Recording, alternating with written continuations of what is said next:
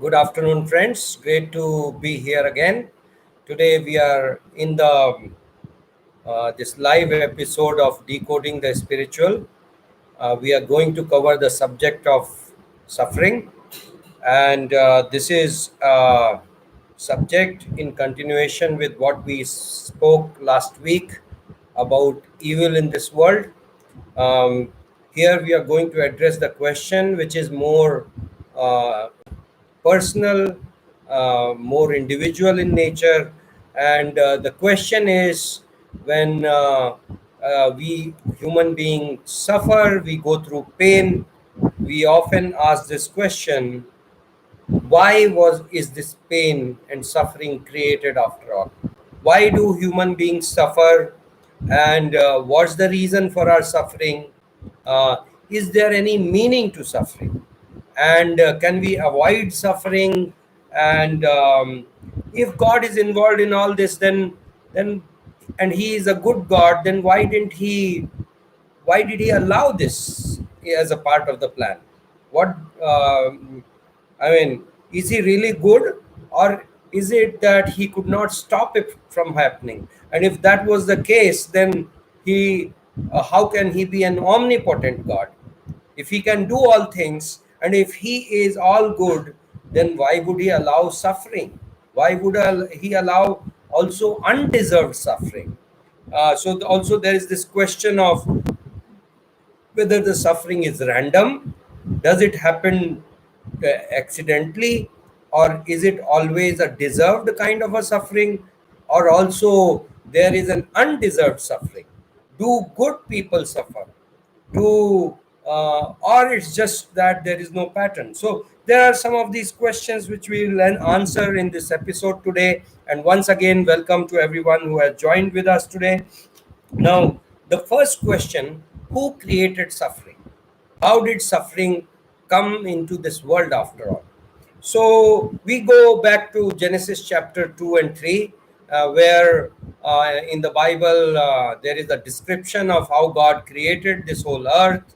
And we also see there that God created earth as a perfect place, and human beings as perfect people, without any sin, without any suffering, without any death. And the earth was basically a paradise. The Garden of Eden was paradise. I mean, and in literature and in poetries, we understand the concept of paradise as being a place where which is perfect, which is beautiful, which is enjoyable, and there is no sin, there is no sickness, there is no COVID-19 there, right, in the Garden of Eden.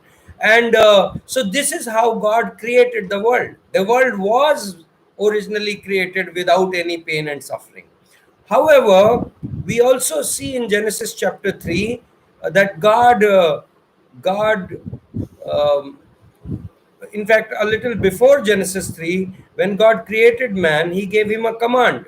And the command was not to eat from the tree of knowledge of good and evil. And God also warned them that surely you shall die. And in Hebrew construction, that basically means dying you shall die. You will die and die and die and eventually die, which basically means that the death entered Adam moment he sinned in the Garden of Eden in Genesis chapter 3. But um, that he experienced death at that moment, and that experience of death continued with him until he finally physically died.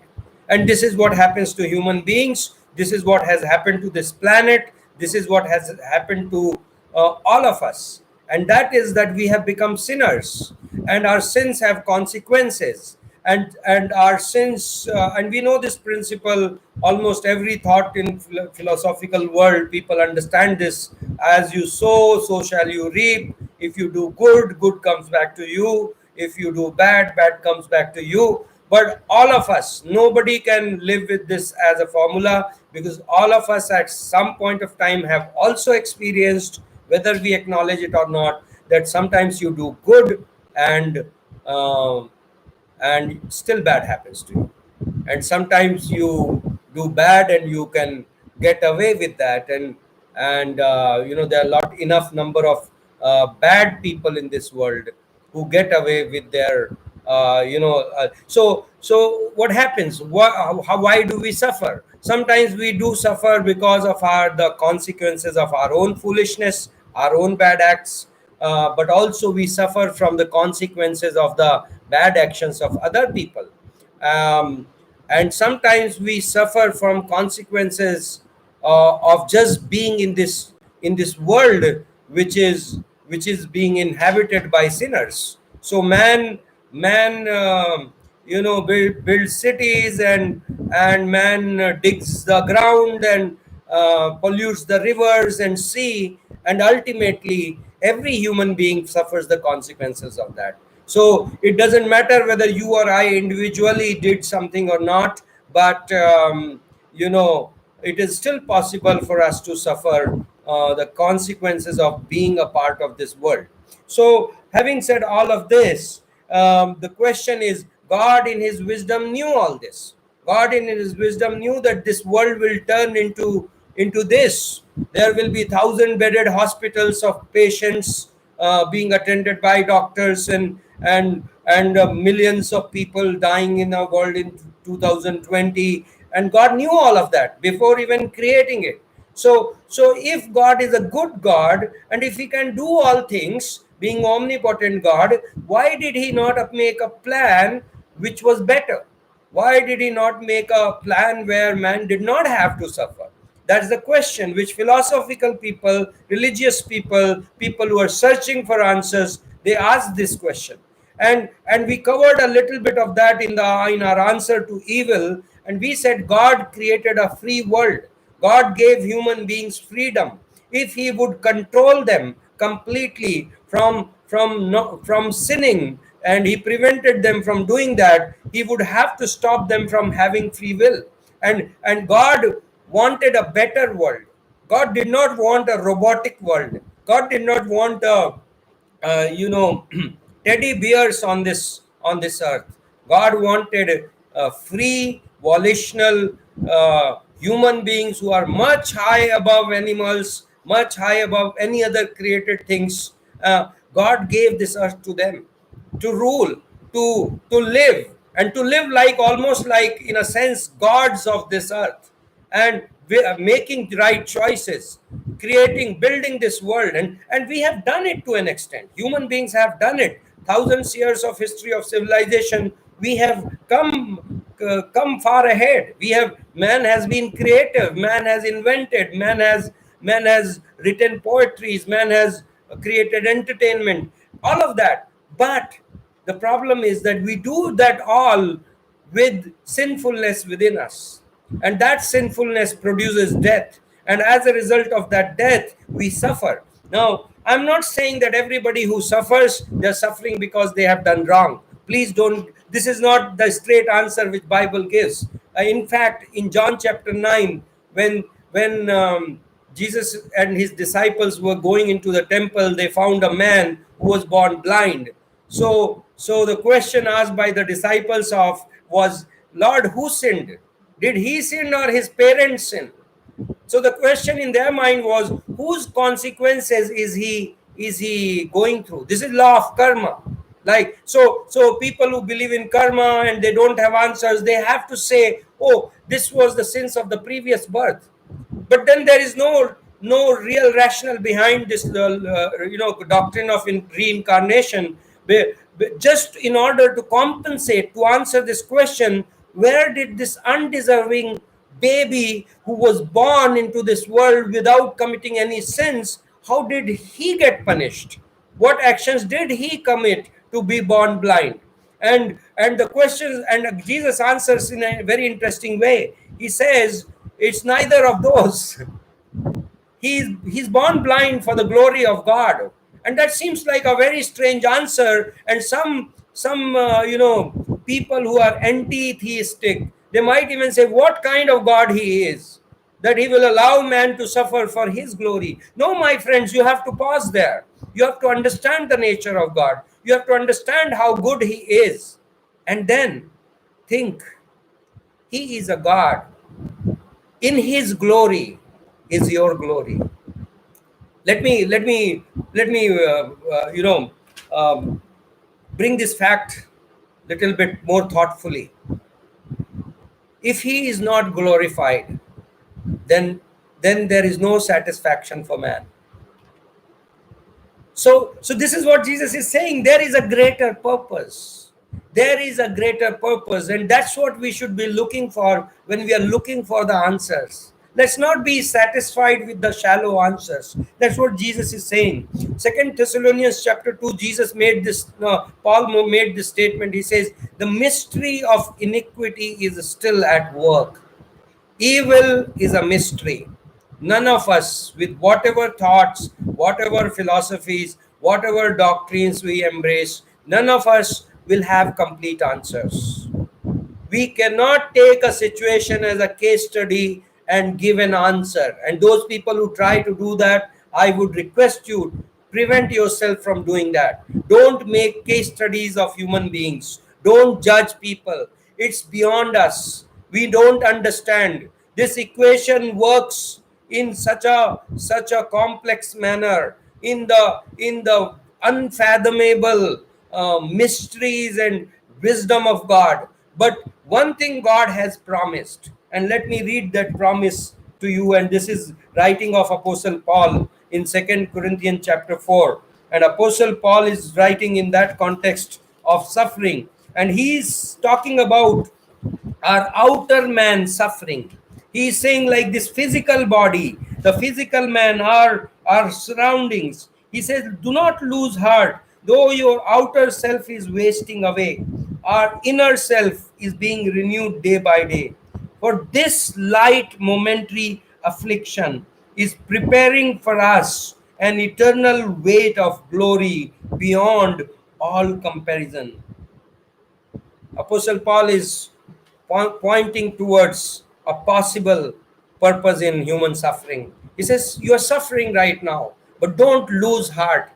It seems like wasting away, but there is an eternal, and this is temporal. This will end at some point of time. Even COVID-19, at some point of time, it will end. But there is producing an eternal weight of glory. That's amazing. There is a purpose behind the suffering. The world could not have been better if there was no suffering. I'm making some drastic, paradoxical statements. See, you might turn back and ask this question.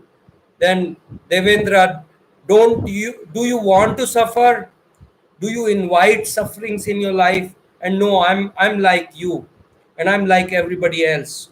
I would avoid suffering at any cost. I would avoid pain at any cost. There was a point of time I was afraid to do my blood test done. I hated the needle of the the testing person. But I'm saying, if we understand the purpose of suffering, if we understand the rewards of suffering, if we understand the eternal weight of glory Apostle Paul is talking about, it's possible for us to find the meaning in suffering. It's possible for us to suffer well. That's the term Apostle Paul used. It's possible for us to rejoice when we suffer, which the way James said. And this is biblical doctrine. So the question is, what could be those ways? What could be those ways in which suffering can be beneficial? What could be those ways that suffering could produce glory? Well, before I go to that, let me also say something like this. Like, for those people who have gone through some deep things, maybe you are in some deep things right now, something very, very painful, something very, very horrible, something where the suffering is intolerable. I understand those, and I'm not saying these things lightly, and I have been in such situations as well. Let me give you a word of encouragement. God has a plan to end the suffering. For those of you who have been atheist, or who have decided not to have anything to do with religion because of this fact, that why did God allow suffering in this world? Let me tell you, Bible tells us about God's plan to end suffering once and for all. He is taking time, because in order to end suffering, he will have to end free will. He will have to end this world. Jesus Christ will have to come back again and set up his kingdom. But then, my friends, there won't be any chance for exercising free will. God is waiting for many more men and women to find him. God is waiting for many men to find eternity, to find the eternal glory. And that's why, it's like allowing a lower evil for the sake of a higher good. God wants an eternal glory for us, and that's why He allows suffering. Now, so I will read from the Bible the passage which shows how will the end be. Just for a quick this thing, in Revelation 21, Apostle John saw the vision of the end, and this is the vision of heaven. And we all need to see this, because then we can endure. There are times when we don't understand. I can preach to you, and I can share these thoughts at this moment, but when I bow before my sufferings, when I go through those moments of fire in my own world, then I am as weak as any human being can be. And I'm not denying that. And all of us need the picture of how God is going to end it. And here is the picture. Then I saw a new heaven and a new earth. For the first heaven and first earth had passed away, and the sea was no more. He is talking about this world which we are living in, along with that virus, along with everything else which has happened, along with the earthquakes, along with the premature deaths, along with all the diseases and all the divorces and all the thefts and all the rejections. With everything, God will end this heaven and this earth, and there will be a new heaven and new earth. And then he says, I saw the holy city, New Jerusalem, coming down out of heaven from God, prepared as a bride adorned for her husband. And I heard a loud voice from the throne saying, behold, the dwelling place of God is with man. He will dwell with them, and they will be his people, and God himself will be with them as their God. There won't be any confusion. There won't be any religions. There won't be any searching. There, God will be there as our God, right there before our eyes. And then he says, he will wipe away every tear from their eyes, and death shall be no more. Neither shall there be mourning, nor crying, nor pain anymore, for the former things have passed away. My dear friends, God is a just God. God is a very wise God. God is a very good God, more than we can comprehend. His plan cannot be inferior to any other plan. If He has allowed suffering in this world, He has something higher in His mind. So I come to some practical questions. What about my suffering? What do I do? Like, I still won't be able to answer, and you will probably still not know why am I going through this. But it's good to learn some of these things. What are the possible purposes of God in the suffering? Number one, I see the example. Okay, I will read a I will I there was this man in the Old Testament, Joseph. If you have read the Bible, you are familiar with this character, a great man.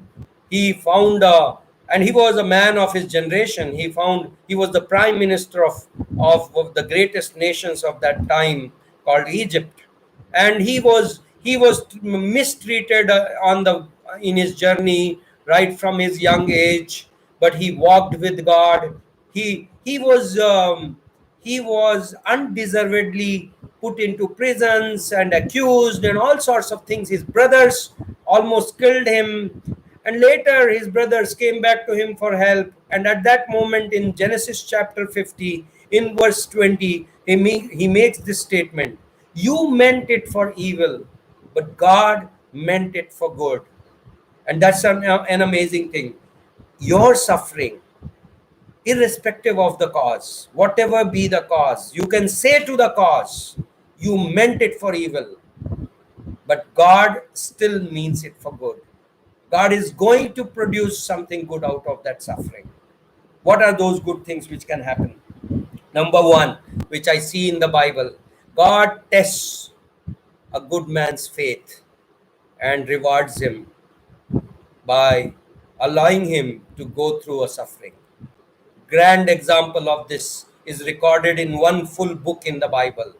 There was a gentleman named Job in the ancient world, and he was no less than somebody like Donald Trump, probably. He was a rich man. He was a man with 1,000 servants and cattle and big family and big business and well known and very wise man. And man with that profile, in one day everything hits. He's hit hard.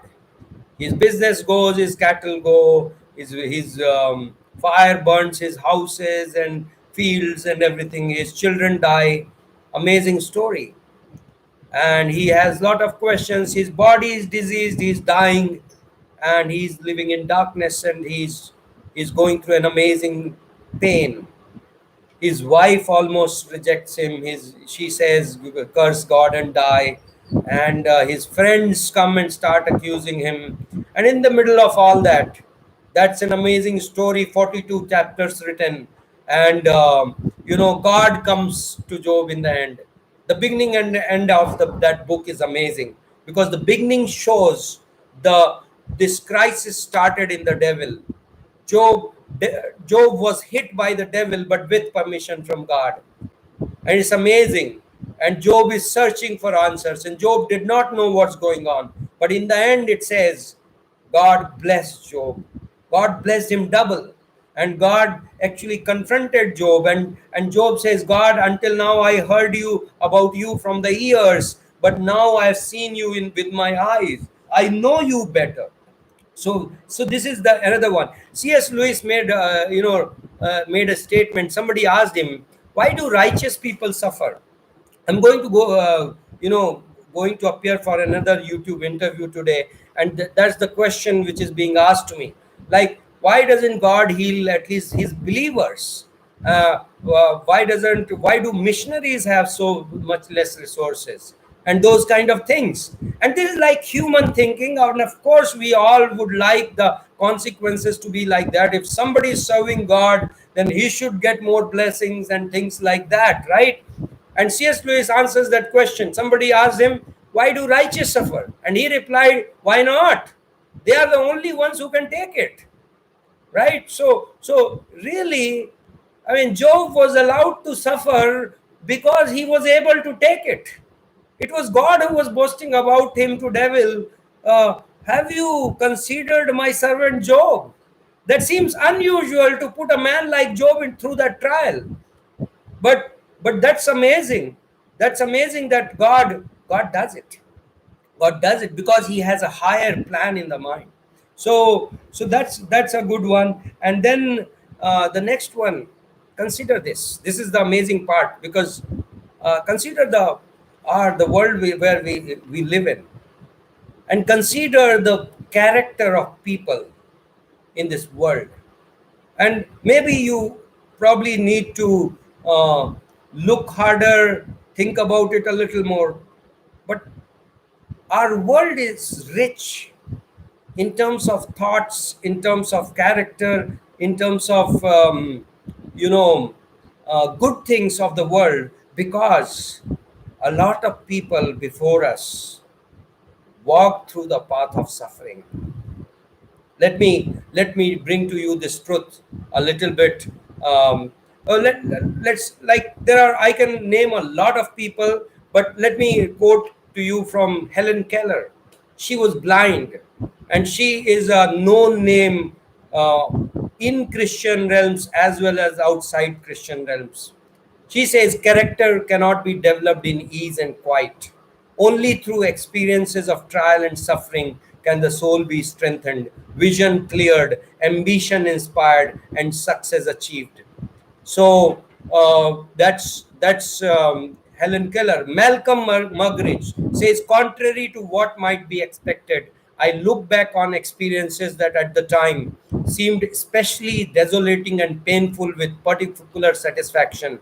Indeed, I can say with complete truthfulness that everything I have learned in my 75 years in this world, everything that has truly enhanced and enlightened my experience, has been through affliction and not through happiness.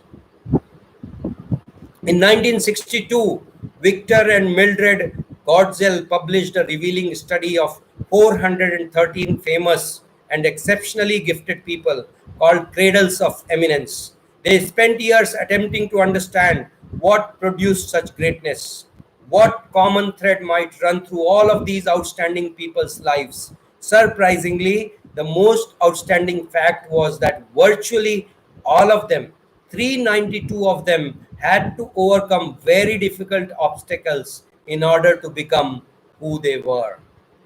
So, let me bring to you some of those characteristics, some of those values which you would never be able to express, discover until there was pain and suffering. Number one, forgiveness.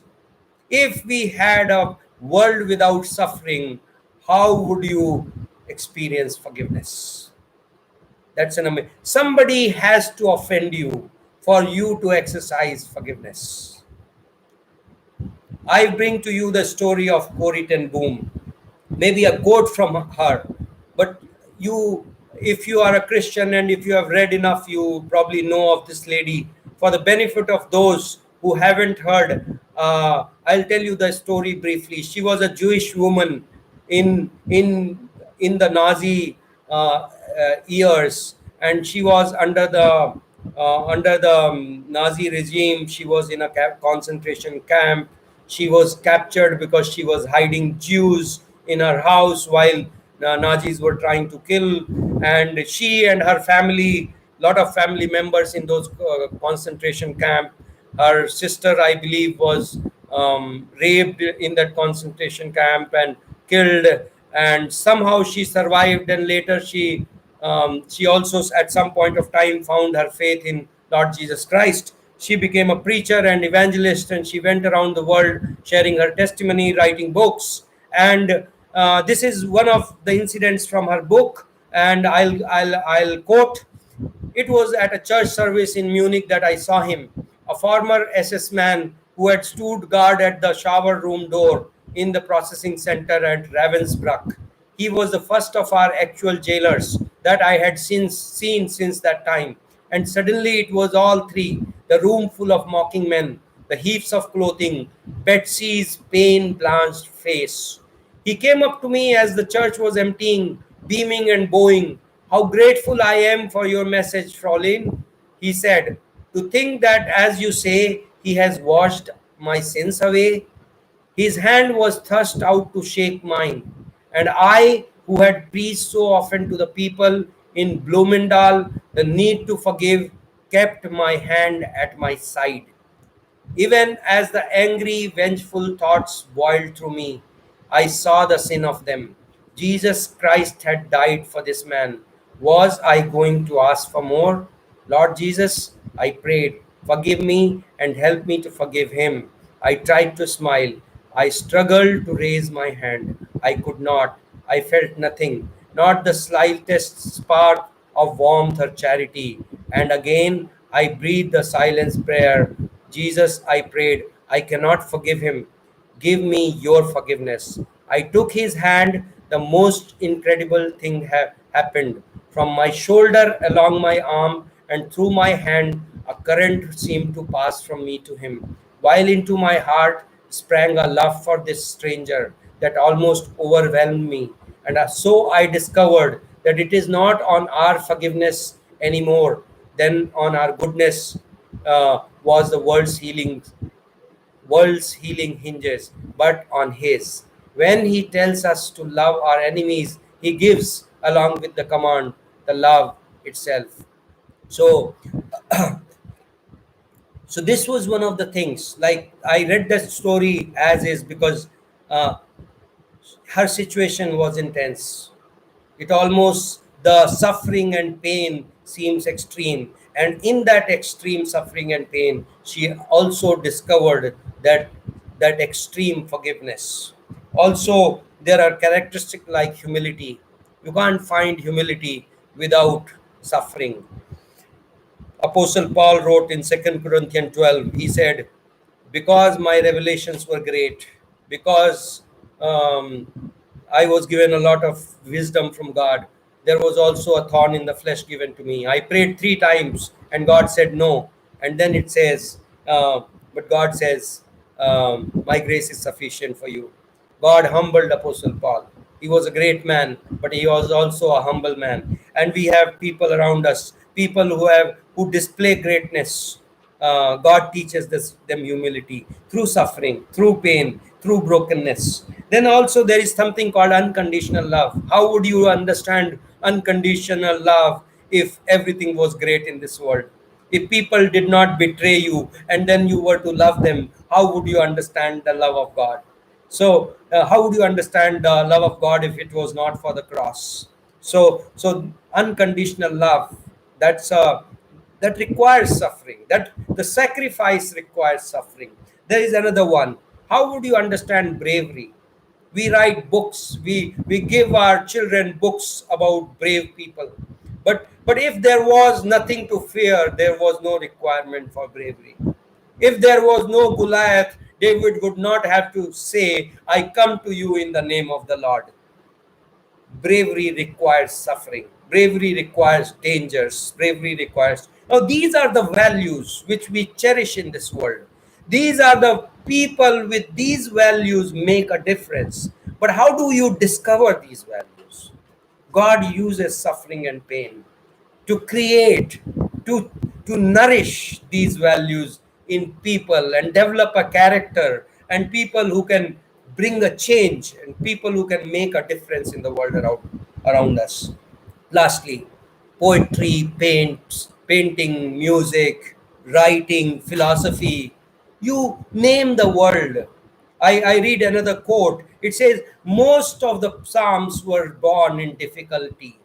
Most of the epistles were written in prisons. Most of the greatest thoughts of the greatest thinkers of all time had to pass through the fire. Bunyan wrote Pilgrim's Progress from jail. Florence Nightingale, too ill to move from her bed, reorganized the hospitals of England.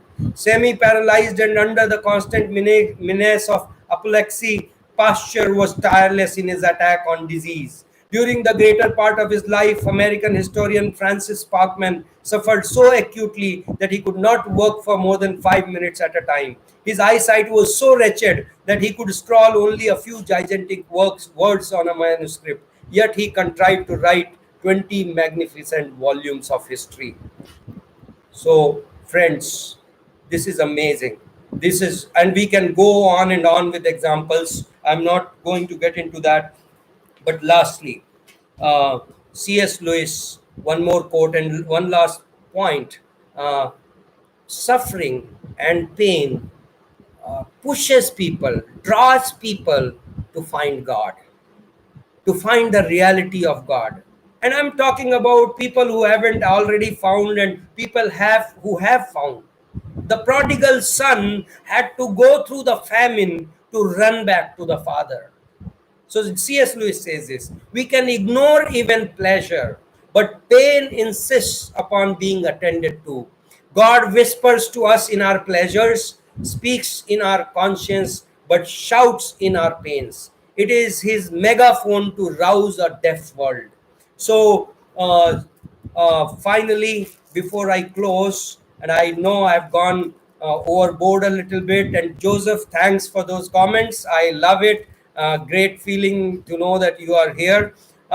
In my hand, I have, I borrowed it from my wife, but these are pearls. And, just for a moment, think of this. Uh, where did these pearls begin? What happens to the oyster which leads to the release of these pearls? It's the pain caused by the crystals of sand. When crystals of sand penetrate into the oyster, they cause pain, and oyster starts secreting these these materials, which end up becoming a pearl like this. And this is amazing. In Hebrews chapter 4, verse 15, the author of Hebrews says something about our suffering. He says, "We have a great high priest who is not unknown, who is able to relate to our pain, because he was tempted like us at every point." So my dear friends, this question, and I'm talking about an atheist or an anti-theist because I have been in that place. When you get this idea in your mind that maybe God doesn't care and that's why there is suffering, I want to answer you this, and this is Bible doctrine. This is the answer from the Bible. God says, I'm involved. Think of yourself like that oyster. You were in God's hand when the pain began. You were in God's hand while the pain lasted. And you will be in God's hand while you will be the pearl. And He knows it all. He goes through it all with you. He went to the cross to show to all of us that He is willing to take the pain for us. But He is waiting for that ultimate moment. And until then, His work is not going to be unfinished. His work is not going to be incomplete. His work is going to turn us into pearls. So thank you very much. Thank you, Robin. Thank you, Joseph. Thank you, everybody else. Thank you, everybody who is going to watch this later. I know a lot of audience are going through these episodes later. My prayer is this is going to make difference into your thought life, into your spiritual life, into your walk with God, into your search for God. Next week onwards, we are getting into another realm of subject, and it will be a little bit more of science and stuff like that. So next week, the topic is universe. So we will look at our universe and we will relate to the biblical doctrine and we will try to understand the nature of God. Thank you very much. Have a great week ahead. God bless you.